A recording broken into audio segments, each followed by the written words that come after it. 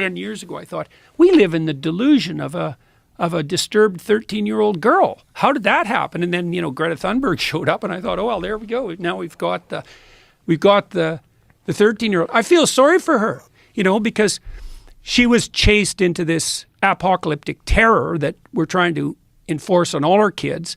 And then you think about her position, so now she's all afraid, and her mother's facilitating that like mad.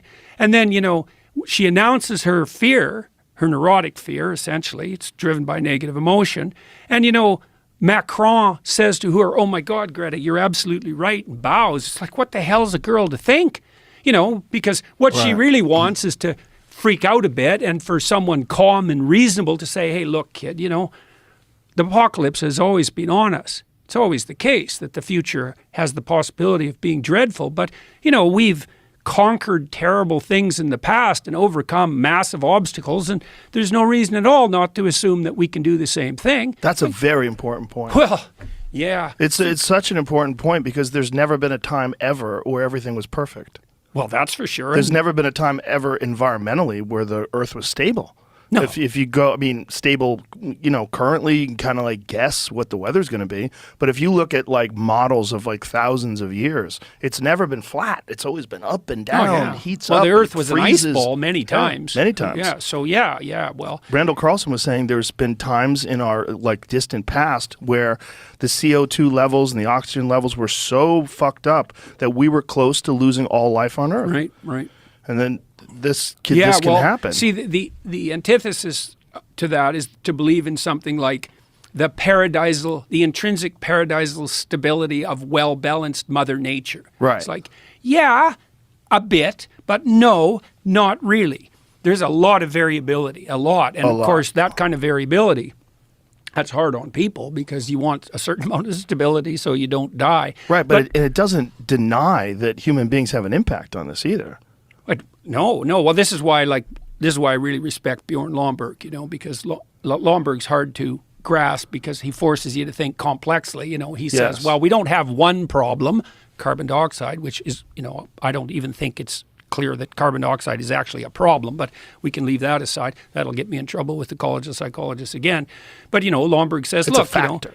Yeah, it's a factor. Yeah. But there's lots of factors, and God only knows what the most pressing problems that confront us truly are. When I wandered through the ecological sustainability literature about 10 years ago, and, I concluded a couple of things. One was that the best way forward to a sustainable planet is to make everyone who's poor rich as fast as you possibly can. And that's Lomborg's position, not too. to put limits to growth on, because it turns out if you get people above about $5,000 a year in average GDP, they start taking a long-term view of the future instead of scrabbling around in the dirt trying to get lunch, and you're going to burn everything up around you to stay alive if you have to. Right. But if you got a bit of wealth and now you can think over, maybe a 20-year period, which is quite the damn luxury, then you actually start being concerned about, the quality, the aesthetic quality of the local environment. And so I was so excited when I found that data because I thought, oh, this is so cool. It means that we could have our cake and eat it too. We could work really hard to provide cheap, reliable energy, at the lowest cost possible to the widest number of people worldwide. And the emergent consequence of that would be the whole planet would clean itself up. So wouldn't that be great? Because we could make our goal the eradication of absolute poverty, which we actually done pretty good at eliminating over the last 15 years, but we could really make that a goal. And then one of the consequences of that, inevitable consequences, would be a greener and healthier planet.